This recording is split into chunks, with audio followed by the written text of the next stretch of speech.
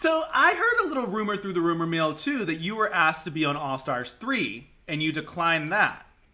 That is correct. What made you decline it then and then decide to do it for 4? Oh God. Okay. So what really made me decline it then, it was like it was a conflict of interest actually because I had clients that were on All Stars 3 um, that I represented in my management firm. So like it would make sense for me to go and compete against. It just didn't make sense. So I was like, no. And I was like, y'all go ahead and do that. And they did, and I declined. They asked me again when they asked me for 4, and I was just like, no. My first initial answer was no. But then I had to think it over, get some spiritual advice, and figure out what my next move was. And so I decided to do it knowing what my path was going to be. So, let me ask you, when you go into something like an All Stars 4, did you know already the other queens that were going to be in there? Do you guys kind of know because it's talk of the town? oh yeah. I mean, let's be real. Like, we know. Season 1, they got me. I didn't know who was gonna all be up in there, and so I knew some, but when Mimi showed up, she definitely that was a gag for me. I did not expect her, but season 4, baby, we all was like, girl, see you there. All right, girl, you need anything? You got this? You good?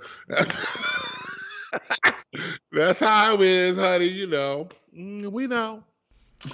So you get on there, you end up in handcuffs with Manila, you don't get your grand entrance as you should have had. Do you feel like you being one of the first girls to come back on the show after All Stars 1, that was actually on All Stars 1 and then doing another All Stars, do you feel like that put a target on you in any way? Oh, absolutely, 100%.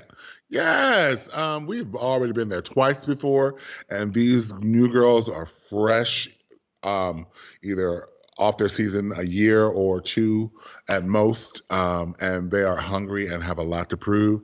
So, yeah, there's definitely a target.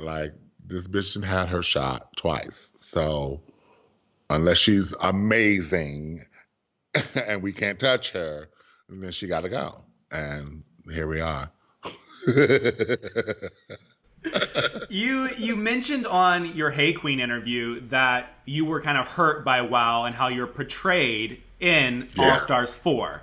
But since then, you've been on Family Feud with Rue, and it seems like you're more involved in, the Drag Race universe. So how did you end up reconciling how you felt on the inside and the internal things to actually go forth and be like, you know what, I'm going to be with Rue and Steve Harvey and Family Feud?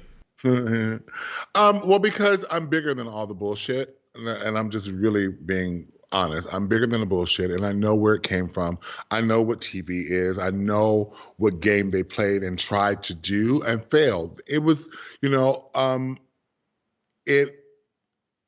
it was a learning experience for me because, especially when it comes to trust and feeling like, certain people have your back.